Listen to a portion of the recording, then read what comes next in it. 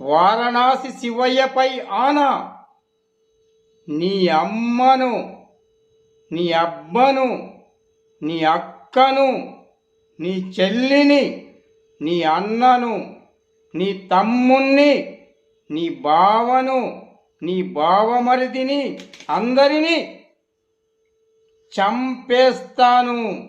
ఆ వారణాసి శివయ్యపై ఆనా. ఎందుకంటే నా తల్లిని, నా చెల్లిని, నా తండ్రిని, నా అన్నను, నా బావను, టోటల్గా నా ఫ్యామిలీని ఫ్యాక్షన్ కత్తులతో వేటాడి చంపారు.